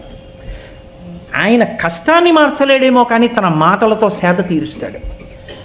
ఆ గురువుగారి ముఖం చూడడానికి అవకాశమే నీవు పోగొట్టేసుకుంటే, గురువుగారు నీ ముఖం చూసి మాట్లాడడానికి ప్రసన్నుడు కాకుండా ఉన్న స్థితిని నువ్వు తెచ్చేసుకుంటే ఇంకేం కావాలి? ఇంకంతకన్నా కష్టమే ఉంది. ఇప్పుడు చెప్పుకోవడానికి బృహస్పతి ఇంటికి వెళ్ళడానికి లేదు, బృహస్పతి మాట్లాడరు. ఇంటికి వెళ్ళగలవేమో, మాట్లాడలేవు. ఎందుకని? లేదు ఇప్పుడు నీకు అవకాశం. గురువు నీతో మాట్లాడడానికి సిద్ధంగా లేరు. కాబట్టి ఇప్పుడు బృహస్పతి దగ్గరికి వెళ్ళలేక చతుర్ముఖ బ్రహ్మగారి దగ్గరికి వెళ్ళాడు. వెడితే బ్రహ్మగారు అన్నారు, గురువు గురువే, గురువు ఆగ్రహానికి వశుడవయ్యావు, కాబట్టి ఇప్పుడు నువ్వు చెయ్యగలిగింది ఒక్కటే, గురువు యొక్క వైభవాన్ని తెలుసుకున్నావు కాబట్టి గురువు గారు ప్రసన్నుడయ్యేంత వరకు ఆ స్థానంలోకి అందాక ఒకరిని పెట్టుకుని పూజించు. పోన్లే మారాడు కదా అని మళ్ళీ గురువు ప్రసన్నుడవుతాడు. విశ్వరూపుణ్ణి తీసుకొచ్చాడు, మారాడా ఇంద్రుడు? ఆయన తన మాతృ సంబంధమైన రాక్షసులకి హవిస్సులు ఇస్తున్నాడని కోపం వచ్చి ఆయన కుత్తుక కత్తిరించాడు. తండ్రి అయిన త్వష్ట ప్రజాపతి హోమం చేశారు. హోమం చేసి ఇంద్రశత్రు వివర్ధస్వ అంటూ హోమం చేశాడు. ఆయన ఇంద్రువుని సంహరించగలిగిన శత్రువు ఉద్భవించుగా, కానీ స్వరం తప్పి ఇంద్రుడి చేతిలో సంహరింపబడేటటువంటి శత్రువు జన్మించుగాక అని అర్థం వచ్చింది. స్వరం ప్రధానం మంత్రానికి. ఇప్పుడు అందులోంచి వృత్రాసురుడు వచ్చాడు. భయంకరమైన రూపంతో 3 లోకాలని గడగడలాడిస్తున్నాడు. ఇంద్రుణ్ణి మింగేశాడు. ఆయన నారాయణ కవచాన్ని పారాయణ చేస్తున్నాడు కాబట్టి బతికి బట్టకట్టాడు. అటువంటి వృత్రాసురుణ్ణి చంపడానికి మార్గం లేక మహానుభావుడు శ్రీమన్నారాయణుడికి మొరపెట్టుకుంటే, మామూలు వస్త్రాలతో నువ్వు ఆయన్ని ఏం చేస్తావురా, వృత్రాసురుణ్ణి ఏం చెయ్యలేవు, మహానుభావుడు బ్రహ్మజ్ఞాని త్యాగమూర్తి దధీచి దగ్గరికి వెళ్ళి గురువు యొక్క వైభవం ఏమిటో తెలియాలి ఇంద్రుడికి. దధీచిని వెళ్ళడుగు శరీరమే ఇచ్చేస్తాడు. ఆయన ఎముకలతో విశ్వకర్మ నీకు ఆయుధం చేసిస్తాడు, వజ్రాయుధం. వెళ్ళమంటే దధీచిని అడిగారు. అది గురు వైభవం అంటే. దధీచి అన్నాడు, శరీరం ఎప్పుడో పడిపోతుంది, ఒకరి ఉపకారానికి పడిపోతే ఏం కావాలి తీసుకోండి, కుంభకం చేసి ప్రాణాలని పైకి తీసుకొచ్చి ఆత్మని చైతన్యంలో కలిపేసి శరీరాన్ని విడిచిపెట్టాడు. దధీచి యొక్క ఎముకలతో ఆనాడు తయారు చేసిన వజ్రాయుధాన్ని చేత పట్టుకుని వృత్రాసుడిని సంహరించాడు. చంపడం తేలిక చంపేశాడు. కానీ ఇప్పుడు బ్రహ్మహత్యాపాతకం వెంటబడింది. అది వృద్ధ స్త్రీ రూపంలో ఎర్రటి చీర కట్టుకుని కుష్ఠరోగంతో క్షయరోగంతో ఒంట్లోంచి చీము నెత్తురు కారుతుంటే పుల్లటి వాసనతో ఊపిరిలో చేపల కంపుతో ఎక్కడికి వెడితే అక్కడ వెంటొచ్చింది. 10 దిక్కులు తిరిగాడు, ఊర్ధ్వలోకాలకు వెళ్ళాడు. ఎక్కడికి వెళ్ళినా తన వెనకాతలే ఉంది. అసలు ఆవిడ వెనక ఉన్నంత వరకు ఇక మనశ్శాంతి లేదు. ఇప్పుడు ఎక్కడికి వెడితే తన వెంటపడ్డం మానేస్తుందని ఆలోచించాడు. ఈశాన్యం పరమేశ్వర స్థానం కాబట్టి ఈశాన్యమున ఉన్న మానస సరోవరానికి ఎడతానన్నాడు. అందుకని మానస సరోవరానికి గొప్పతనం వచ్చింది. మానస సరోవరం దగ్గరికి వెళ్ళి పరమేశ్వర స్థానానికి దగ్గరలో ఉంది కాబట్టి దానిలో కూడా పైకి ఎక్కడ తల తిప్పితే కనపడుతుందోనని ఒక తామర తూడులోకి దూరి కూర్చున్నాడు 1000 ఏళ్ళు. ఈలోగా నహుషుడు ఇంద్రుడయ్యాడు. ఇంద్రుడై ఇంద్ర పదవిలో కూర్చోవడం కాదు, శచీదేవిని పొందాలన్నాడు. ఇన్ఛార్జి పోస్టులోకి వచ్చినవాడు ఇన్ఛార్జి పోస్టులో ఉండాలి. అలా ఉండడం మానేసి ఇంద్రుడి భార్య శచీదేవి కావాలన్నాడు. అప్పుడు ఆవిడ వెళ్ళి బృహస్పతిని అడిగింది, ఎలా నాకు తప్పుతుంది ఈ ప్రమాదం అని. గురువు ప్రసన్నుడు. ఆవిడికి ఆపద వచ్చిందనేటప్పటికీ ఇంద్రుడు ప్రవర్తించిన కృతజ్ఞతని మరిచిపోయాడు. సప్తర్షులు మోసిన పల్లకి ఎక్కి రా, నీకు భార్యనవుతానని చెప్పన్నాడు. సప్తర్షుల పల్లకీలో రా అంది. అంటే వెర్రివాడు సప్తర్షులతో పల్లకీ మోయిస్తున్నాడు. అగస్త్యుడు పుట్టివాడు. ఆయన పాపం గబగబా అడుగులు వేయలేకపోతున్నాడు. ఈయనకి తొందర, ఎప్పుడెప్పుడు శచీదేవి పొందుదామా అని. అందుకని ఆయన్ని తొందర చేసి సర్ప అన్నాడు. తొందరగా అన్నాడు. ఆయనకి కోపం వచ్చి పైకి చూసి అన్నాడు, సర్ప అని నన్ను పొడుస్తావు, పొట్టివాడిని, కాళ్ళు ఇంతకన్నా పడవు, సర్ప అని నన్ను తోసావు కాబట్టి నువ్వు పైనుంచి కిందకి సర్పం అయిపోడు అన్నాడు. పామై కింద పడ్డాడు. అప్పుడు 1000 సంవత్సరాల తర్వాత యాగం చేసి ఇంద్రుడు తన పాపాన్ని పోగొట్టుకుని పరమేశ్వర స్థానానికి దగ్గరగా 1000 ఏళ్ళు ఉన్నాడు కాబట్టి అప్పుడు పోయింది బ్రహ్మహత్యాపాతకం. అప్పుడు బయటికి వచ్చి మళ్ళీ ఇంద్ర పదవిలో కూర్చున్నాడు. ఏమయ్యా ధర్మరాజా, ఇంతకన్నా పెద్ద కష్టమా నీది అని అడిగాడు. ఇది మాట్లాడడం అంటే, ఇది ధౌర్యుడు అంటే. ఇప్పుడు ధర్మరాజు గారికి వాళ్ళ కష్టం ముందు నా కష్టం ఏ పాటి, నేనంత కష్టమేం పట్టలేదుగా. ఎంత పెద్ద మాట తీసుకొచ్చి వేసేశాడో చూడండి. మొట్టమొదటి నిషదాద్రియంద నిమిషపతి ప్రచ్ఛన్న సంచరణమున వర్తించుటయును. తన రూపం కూడా కాకుండా ప్రచ్ఛన్నంగా కామరూపంలో వేరొక రూపంలో తిరిగాడయా ఇంద్రుడు. అదితి గర్భంబున అవతారమై వామనాకారమున హరి అడగుటయును. చిత్రం ఏమిటో తెలుసా అండి, పద్యం అంతా గురువైభవం మీద పెడుతోంది. మీరు గమనించండి. ఎందుకో తెలుసా, చెప్పడం తేలికండి అంటాడేమో, అలా అనడు ధర్మరాజు. చెప్తున్న గురువుల మాట వినాలి. ఎందుకు అదితి గర్భంలో అడిగాడు వామనమూర్తి అయి అణగి ఉన్నారట ఎవరు? శ్రీ మహావిష్ణువు. ఎవరు శ్రీ మహావిష్ణువు అంటే సమస్త విశ్వమునందు వ్యాపించి ఉన్నవాడు. ఇందుగలడు అందులేడని సందేహము వలదు చక్రి సర్వోపగతుండు ఎందెందు వెదకి చూచిన అందందే కలడు దానవాగ్రణి వింటి. అటువంటి వాడు అదితి కడుపులో అణిగి మణిగి పడున్నాడు కొన్ని నెలలు. ఎందుకు పడి ఉండాలి అలాగా? ఒక్కటే కారణం. ఒకానొకప్పుడు ఇంద్రుడు బృహస్పతి యొక్క అనుగ్రహాన్ని పోగొట్టుకుని కాదు, ఇంద్రుడు బృహస్పతిని ఎంత సేవించాడో అంతకన్నా సేవించాడు బలిచక్రవర్తి శుక్రాచార్యుల వారిని. గురువుగారి ప్రసన్నత అంటే అంతే శుక్రాచార్యుల వారు అనుగ్రహించారు. రావయ్య ఇంత సేవ చేశావు, నీకు వైభవం ఇప్పిస్తానన్నాడు. విశ్వజిత్ యాగం చేయించాడు. యాగం పూర్తయింది. యాగమధ్యంలోంచి బ్రహ్మాండమైనటువంటి స్వర్ణ తేరు పైకొచ్చింది. దాని మీద వస్త్రం కప్పి ఉంది. దానిని పూంచినటువంటి సింహాలు, దానికి అక్షయబాణ తూణీరాలు, గొప్ప ధనస్సు, ఆయుధాలు అన్నిటితో రథం పైకొచ్చింది. బలిచక్రవర్తి ఆ రథం మీద కూర్చుని ఇంద్రుణ్ణి ఓడించడానికి అని చెప్పి దేవలోకానికి వెళ్ళాడు. వెడితే ఆయన ఉద్ధతికి తట్టుకోలేకపోయాడు. తట్టుకోలేక ఇంద్రుడు బృహస్పతి దగ్గరికి వెళ్ళాడు. వెళ్ళి నేను ఇవాళ బలిచక్రవర్తిని ఎదిరించి నిలబడలేకపోతున్నాను, ఎలా నేను ఈ ఇంద్రవైభవం నిలబెట్టుకోవడం అన్నాడు. ఆ రోజున బృహస్పతి చెప్పిన మాట ఏమిటో తెలుసా అండి?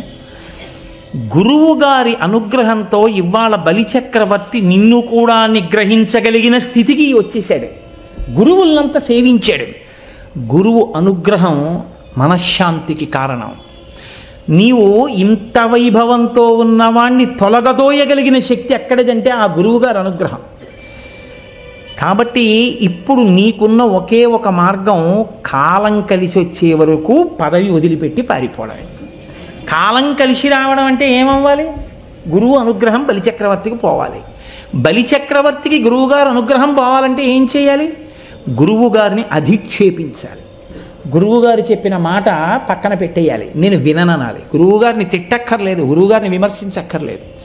గురువుగారిని చెప్పిన మాట చెయ్యనంటే చాలు, గురువుగారికి కోపం వస్తుంది. గురువుగారిని తిట్టడమే మొదలెడితే కాబట్టి ఎంత ప్రమాదం వస్తుందో చూపిస్తుంది భారతం. కాబట్టి ఇప్పుడు ఏం చేశాడు? ఆ గురువుగారికి దూరం అవ్వాలి. అయ్యేంత వరకు నువ్వు వేచి ఉండాలి. వేచి ఉండాలి కాబట్టి వెళ్ళిపో అంతే.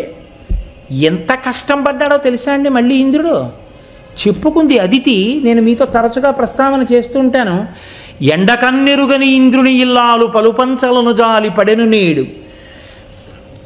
ఆఖరికి ఆ జయంతాదులు శబరార్భకుల వెంట చనిరి నేడు. అమరులకు ఆధారమవు అమరావతి అసురులకు అటపట్టయ్య నేడు.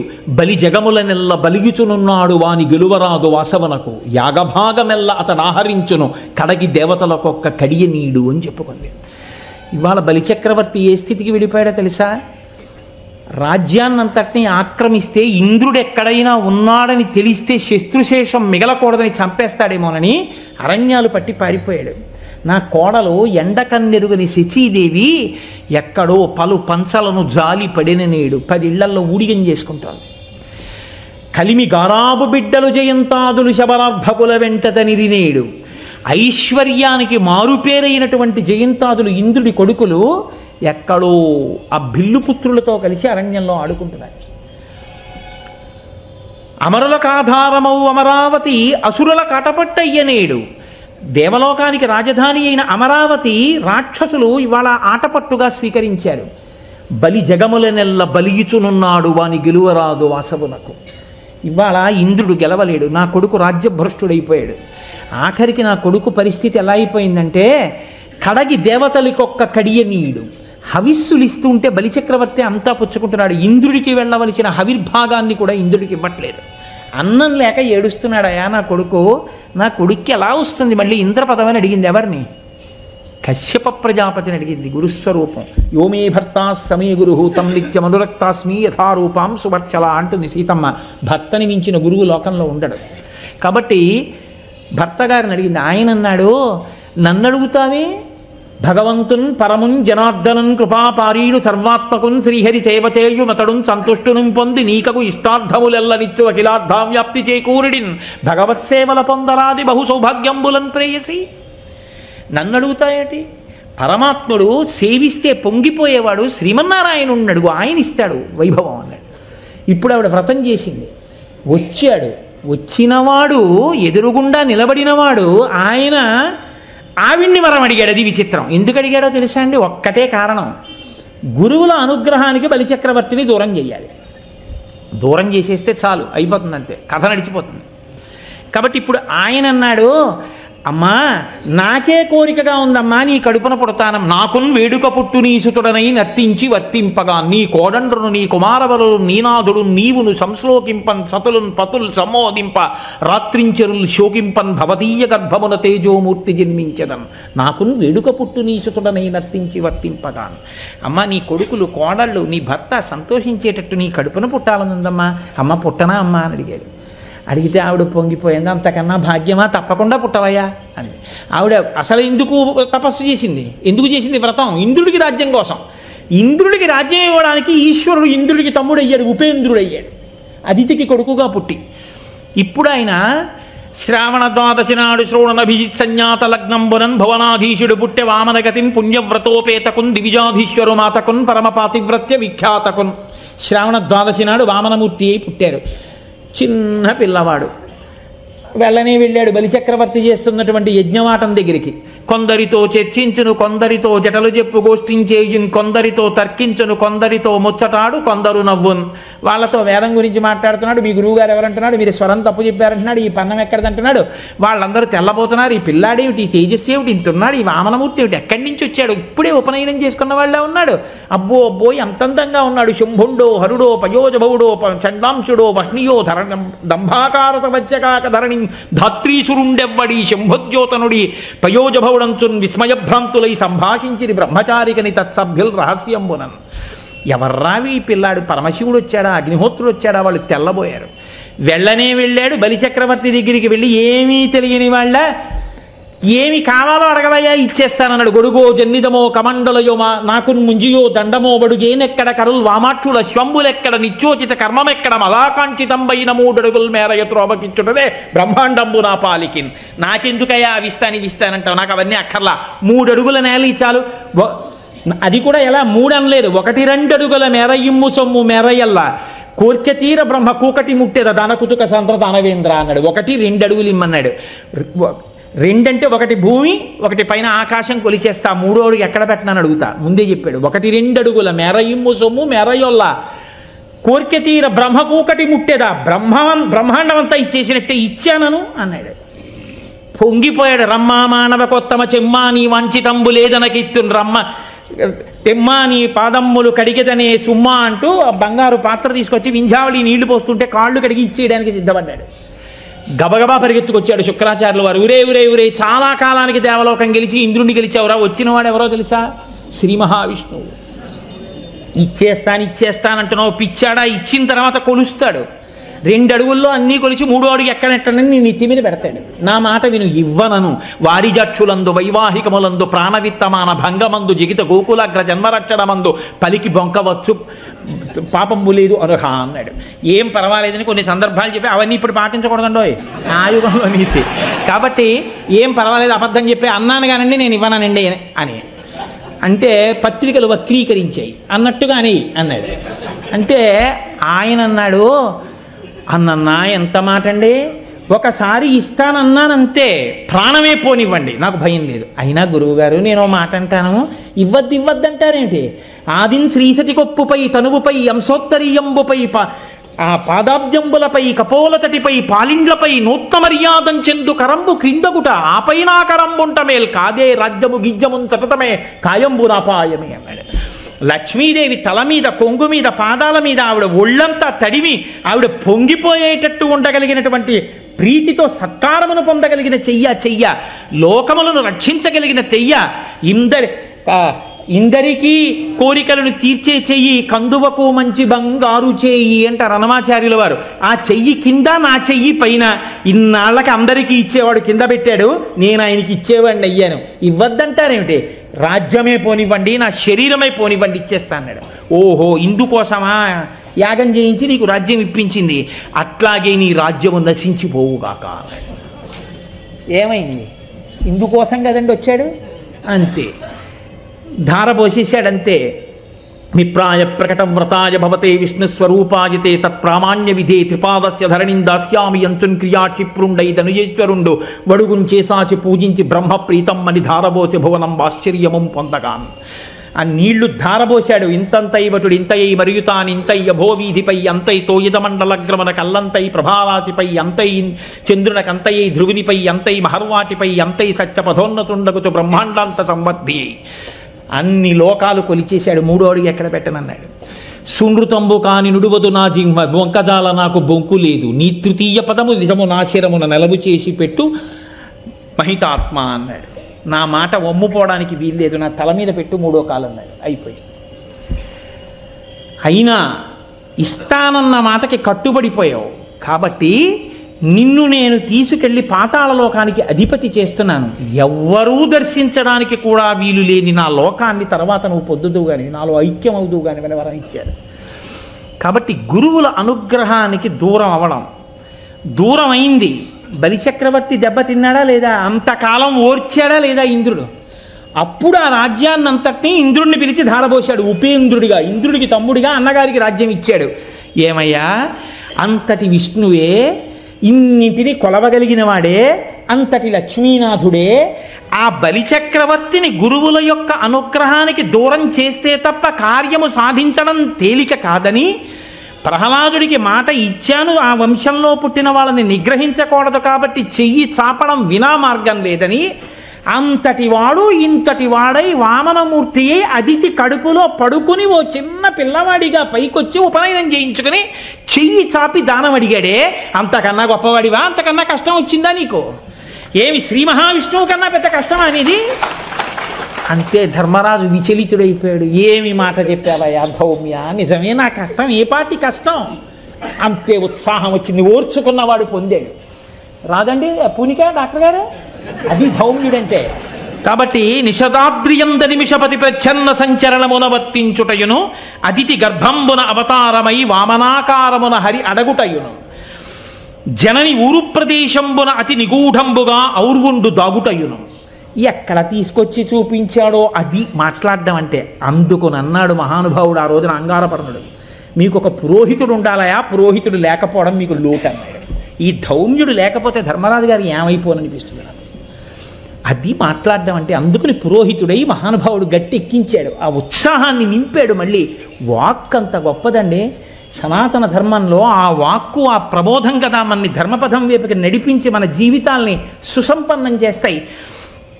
కాబట్టి జనని ఊరు ప్రదేశంబున అతి నిగూఢంబుగా ఔర్వుండు దాగుటయును. కృతవీర్యుడు అని పూర్వకాలంలో ఒక రాజుగారు, ఆయన కార్తవీర్యార్జునుడి తండ్రి. ఆ కృతవీర్యుడి దగ్గర భృగువంశీయులైనటువంటి బ్రాహ్మణులందరూ కూడా యాజకత్వం చేశారు. ఆ యాజకత్వం చేసినప్పుడు కృతవీర్యుడు చాలా విశేషంగా భూరిదానాలు చేశాడు బ్రాహ్మణులకి. వాళ్ళందరూ చాలా సంపన్నులయ్యారు, చాలా ఐశ్వర్యంతో ఉన్నారు. కొంతకాలానికి కృతవీర్యుడు మరణించాడు. ఆ వంశంలో వచ్చినటువంటి రాజులు కొంతమంది దరిద్రులయ్యారు, వాళ్ళకి డబ్బు లేదు. వాళ్ళు పూర్వం మా వంశంలో కృతవీర్యుడు దానం చేసినప్పుడు దానాలు పట్టిన బ్రాహ్మణుల దగ్గర చాలా డబ్బు ఉంది, ఆ డబ్బంతా ఇచ్చేయమన్నారు. కొంతమంది బ్రాహ్మణులు తిరిగి ఇచ్చేశారు, కొంతమంది భూమిలో పాతి దాచేశారు, కొంతమంది ఇవ్వకుండా డబ్బట్టుకుని అరణ్యాలకు పారిపోతే ఈ కృతవీర్యుడి వంశంలో వచ్చిన రాజులు బ్రాహ్మణుల్ని వెతికి వెతికి వేటాడి చంపేయమన్నాడు. అంటే ఆ వంశంలో పుట్టిన వాళ్ళు ఉద్ధతితో బయలుదేరి గర్భంలో పిండాలతో ఉన్నటువంటి గర్భిణీ స్త్రీలను కూడా విడిచిపెట్టకుండా కనపడ్డ భృగువంశీయులందరినీ మట్టుపెట్టారు. ఒక తల్లి తన కడుపులో ఉన్నటువంటి పిండం జారిపోకుండా కాపాడుకుని ఆ పిండాన్ని తన తొడలోకి తీసుకొచ్చి కాపాడింది. అలా ఎన్నేళ్ళున్నాడో తెలుసా అండి ఆ పిల్లాడు? 100 సంవత్సరములు ఉన్నాడు తొడలో. ఆమె తొడలో దాచుకుంది తన శక్తి చేత. ఆ పిల్లవాడు తొడలోనే ఉండి వేదాభ్యాసం చేశాడు. వేదాభ్యాసం చేస్తే చిట్ట చివరికి అరణ్యంలో ఎవడో కనిపెట్టాడు, ఆవిడ తొడలో గర్భం ఉంది, గర్భంలో ఓ పిల్లవాడు పెరుగుతున్నాడని. ఆవిడ్ని చంపేయండి అన్నారు. వాళ్ళు దగ్గరికి వచ్చి కత్తి తీసి ఆవిడ కంఠాన్ని దునమబోతున్నారు. అప్పుడు ఊరు ప్రదేశంలోంచి బయటికి వచ్చాడు కాబట్టి ఔర్వుడు అంటారు ఆయన. ఆ పిల్లవాడు వెంటనే తొడలోంచి బయటికి వచ్చి వాళ్ళని తీవ్రమైన దృష్టితో చూశాడు. వాళ్ళందరికీ కళ్ళు పోయాయి. కళ్ళు పోతే వాళ్ళు భయపడి ఏడిచారు ఆవిడ కాళ్ళ మీద పడి. ఆవిడంది, నా కాళ్ళ మీద పడి ఏడమైన ఎందుకు, ఆ పిల్లాడి కాళ్ళ మీద పడండి అది అని మళ్ళీ దృష్టినిచ్చాడు. కానీ నా వంశంలో భృగువంశీయులందరినీ కూడా సంహరించారు కాబట్టి 3 లోకములు లేకుండా చేసేస్తానని అపారమైన తపశ్శక్తితో ఒక పెద్ద అగ్నిహోత్రాన్ని సృష్టించాడు. 3 లోకాలని కాల్చేస్తానని. అప్పుడు ఆయన పితృదేవతలు ఆయనకి ప్రత్యక్షమై అన్నారు, వాళ్ళు మమ్మల్ని చంపలేదయా, మేమే కావాలని వాళ్ళ చేతిలో చచ్చిపోవడానికి ఆ కపట నాటకం ఆడాం. ఎందుకంటే మేము పూర్ణ వైరాగ్యం పొందాం. ఇంకా మాకు ఎంత మాత్రమూ ఈ భూమండలం మీద ఉండడం ఇష్టం లేకపోయింది. ఎంత తొందరగా ఈ శరీరాలు విడిచిపెడతామా అని చూసాం. మా అంత మేము చచ్చిపోతే అపరాధం. అందుకని రాజదండనకి గురి అవడం కోసం నేరము కాని పని చెయ్యాలి. ప్రభువు ఆగ్రహానికి గురి కావాలి. అది మాకిచ్చిన సొత్తు, మేము దాచుకుంటే తప్పు కాదు. మేము దాచుకున్నాం. ఆయనకు ఆగ్రహం వచ్చి చంపేస్తాడని తెలుసు. అలా చంపేస్తే తొందరగా శరీరాలు వదిలిపెట్టి ఊర్ధ్వలోకాలకు వెళ్ళిపోదామని కావాలని ఆ పని చేసి మేము వదిలాం.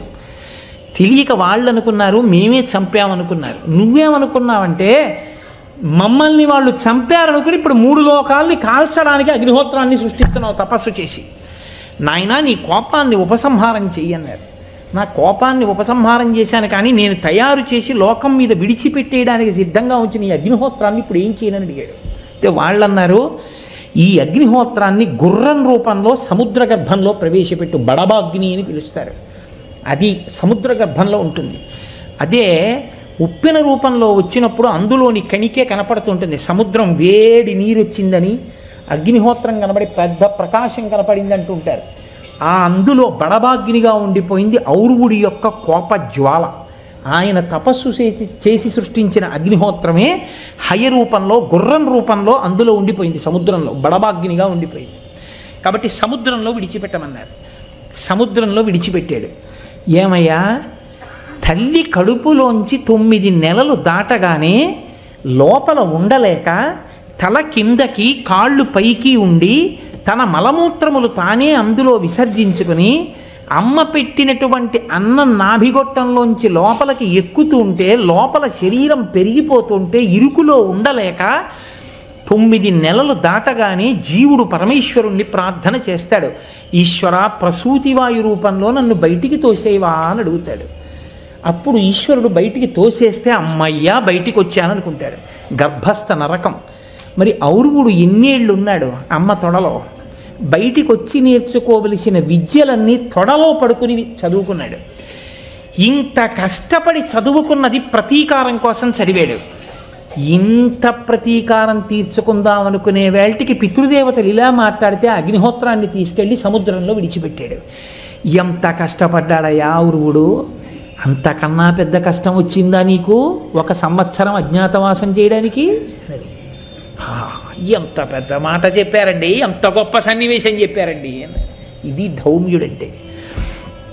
జనని ఊరు ప్రదేశంబున అతి నిగూఢంబుగా ఔర్వుండు దాగుటయును, ధేను శరీర విలీనుడై అజ్ఞాతచర్య మార్తాండు సలుపుటయును. మధ్యందిన మార్తాండు అంటారు. లోకములను శిక్షించగలిగినటువంటి, తపింప చేయగలిగినటువంటి శక్తి కలిగినటువంటి పరమాత్మ అనేకమైనటువంటి స్థితులలో గుర్రం రూపాన్ని దాల్చాడు. ఒకానొకప్పుడు తన భార్యయే గుర్రం రూపంలో విహరిస్తోందని తెలుసుకుని తాను కూడా గుర్రం రూపాన్ని పొంది ఆమెతో కలిసి క్రీడించి పుత్రుణ్ణి కన్నాడు. అలాగే ఒకానొకప్పుడు సురభి అనేటటువంటి ఒక ధేనువుతో కామదృష్టితో కోరుకున్నప్పుడు బ్రహ్మగారి యొక్క అనుగ్రహం చేత ధేను శరీర విలీనుడై, అంటే ఆమె శరీరమునందు తన తేజస్సుని కలిపిన వాడై చరించాడు. అంతటి మార్తాండ స్వరూపం ఉన్నవాడు అంతటి కష్టాన్ని పొందాడు ఒకప్పుడు ప్రియభామిని యొక్క సమాగమం కోసమని.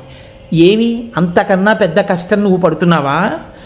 వినమే, ఇట్లు వడిన వీరులు పదపడి తమకు అగ్గమైన తరి జయింపరెట్లు ప్రబల రిపుల. అంతంత పెద్ద పెద్ద శత్రువుల్ని గెలవడం కోసమని ఇంతంత మహానుభావులు ఇన్నిన్ని కష్టాలు పడి 100,000 సంవత్సరములు కష్టాలకి ఓర్చారు. ఓర్చి తిరిగి తమ తమ స్థానములను తాము దక్కించుకున్నారు. ఆ ఓర్పు ఉంది కాబట్టి, కాలం ఎదురొచ్చినప్పుడు తట్టుకుని నిలబడ్డారు కాబట్టి ఇవాళ మళ్ళీ వాళ్ళు ఆ స్థితిలో నిలబడ్డారు. ధర్మజ, నువ్వు ఆ స్థితిని వదిలిపెట్టేస్తే నువ్వు ఆ ఓర్పుని కోల్పోతే నువ్వు ఎలా ఈ కష్టాన్ని తట్టుకుంటావు, ఎలా కాలానికి ఎదురు నిలబడగలుగుతావు? కాబట్టి నీవు కూడా ఆపద కోర్చుకొనుచు భంగపాటు తీర్చుకొనము. నీకు వచ్చిన ఆపదని ఓర్చుకుని నిలబడగలిగావా, నీకు వచ్చిన భంగపాటు తీర్చుకుంటావు.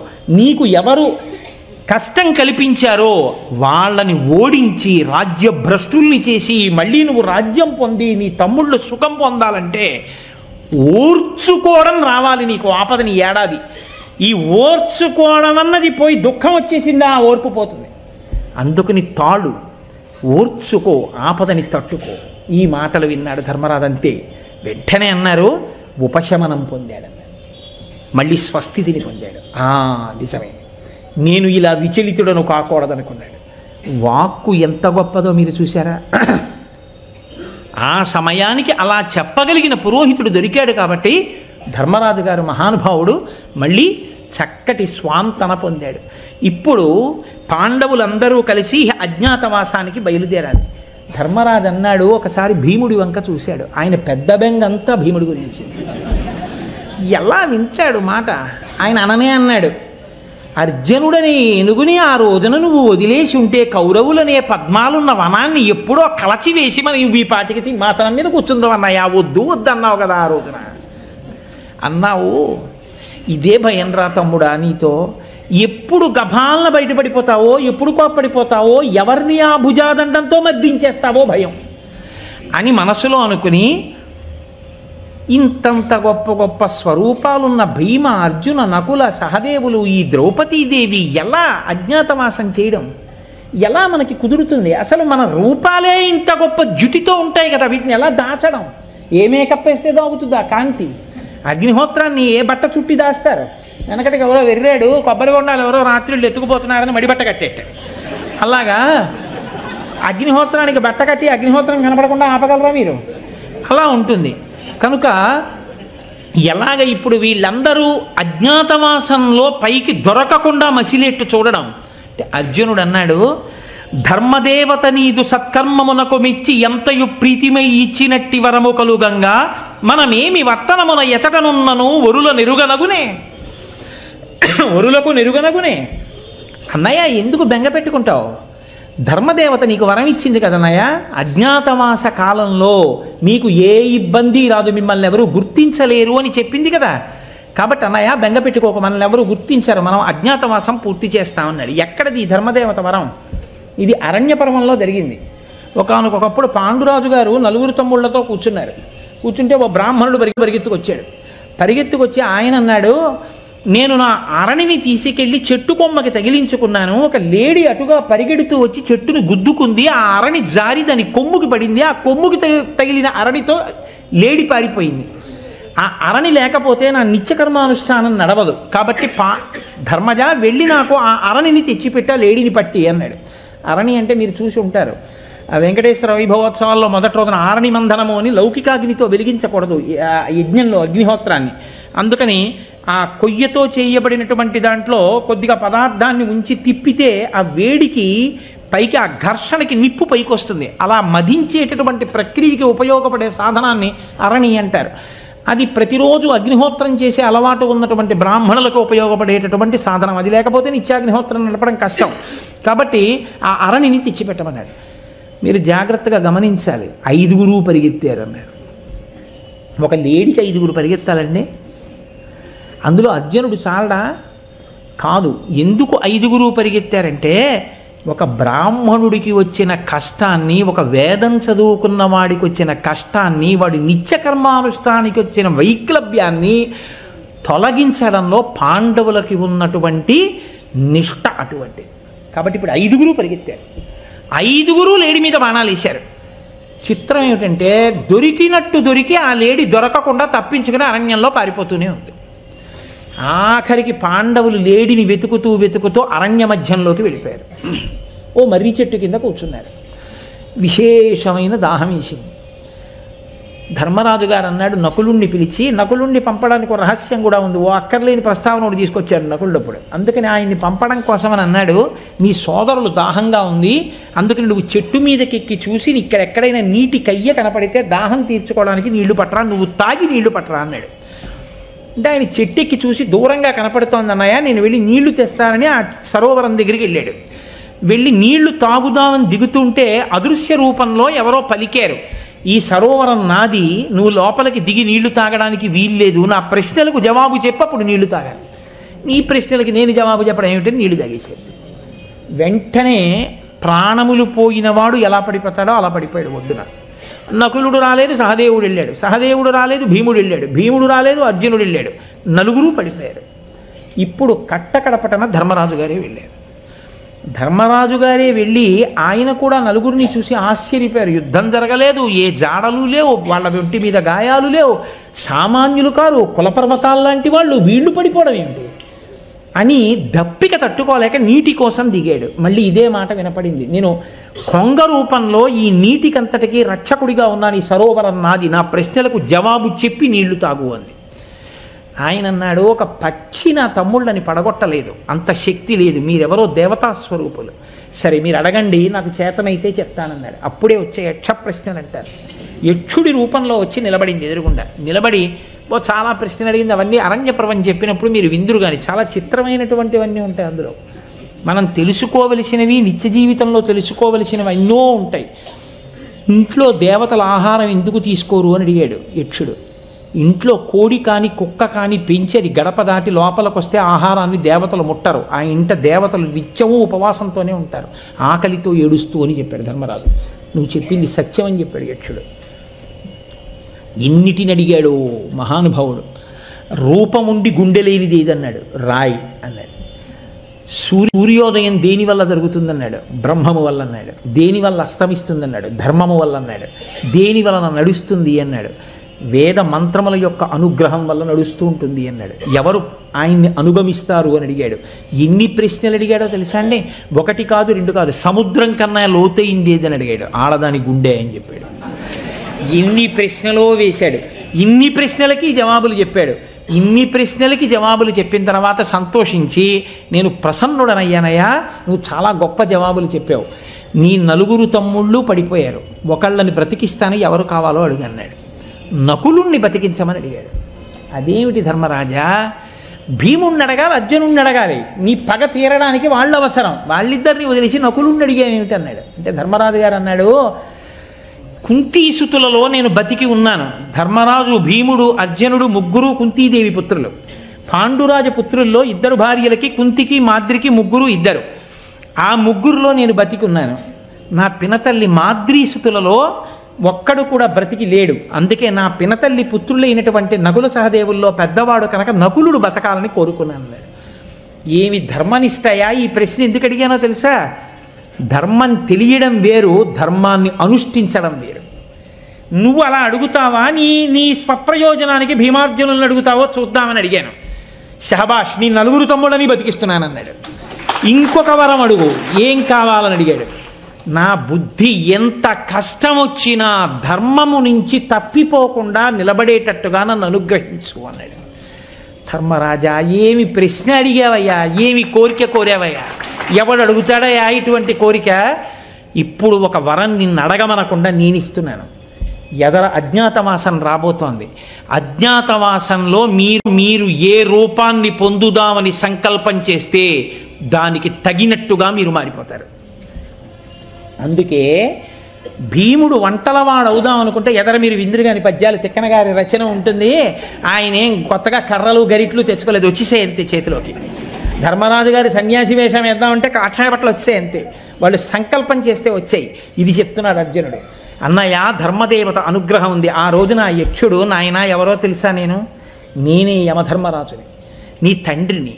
నా కొడుకు ఇంత కీర్తి పొందాడే ఈ లోకంలో, నిజంగా అంత కీర్తికి అర్హుడేనా అని పరీక్షించడానికి వచ్చాను. నా కొడుకువి నువ్వని పొంగిపోతున్నానయ్యా అని యమధర్మరాజు గారి స్వరూపం ఏమిటో చెప్తాడండి అరణ్యపర్వంలో. అందరూ యమధర్మరాజు గారు అంటే చంపేయడం అనుకుంటారు. పరమధర్మస్వరూపం, సత్యం, నిష్ఠ, తపస్సు, దమం, ఇవన్నీ నా స్వరూపాలని చెప్పాడు. కాబట్టి నిన్ను చూసి పొంగిపోతున్నాను రాపుత్ర అన్నాడు. అదిగో ఆ ధర్మదేవత వరం ఉంది కదా అన్నయ్య మనకి. కాబట్టి ఇప్పుడు అజ్ఞాతవాసంలో మన ఎవరు పట్టుకుంటారు? ఆయన వరం ఉండగా మనం ఏ వేషం వేసినా రక్తి కట్టేస్తుందంతే, మన్ని పట్టుకోగలిగిన వాళ్ళు లేరన్నయ్య. కాబట్టి ధర్మదేవత నీదు సత్కర్మమునకు మెచ్చి ఎంతయు ప్రీతిమై ఇచ్చినట్టి వరము కలుగంగా మనమేమి వర్తనమున ఎచటనున్నను ఒరులకు ఎరుగనగునే. మనం ఎక్కడుంటే మాత్రం, ఎలా ప్రవర్తిస్తే మాత్రం, ఏ వేషం కడితే మాత్రం ఎవరు మనల్ని కనిపెడతారన్నాయా? బెంగలేదు లేదు. కాబట్టి ఎవరెవరం ఏ వేషంలో ఉందామో, ఏ రాజ్యంలో ఉందామో, ఎలా ఉందామో, ఎక్కడుందామో నువ్వు నిర్ణయం చెయ్యన్నయ్యా అన్నాడు. సరే చెప్తాను రా అన్నాడు. ఆలోచిస్తున్నాడు ధర్మరాజు గారు. పరమ సంతోషంగా ఉన్నాడు. ఇప్పుడు ధర్మదేవత వరం జ్ఞాపకానికి వచ్చింది. ధౌమ్యుడి మాటలు విన్నాడు. ధర్మరాజు గారు పరమ ప్రశాంతమైన స్థితిలో సంతోషంగా ఇప్పుడు తాను ఒక నిర్ణయం చెయ్యబోతున్నాడు. ఈ నిర్ణయం చెయ్యబోతున్నాడు కాబట్టి వాళ్ళ రాత్రికి ధర్మరాజు గారిని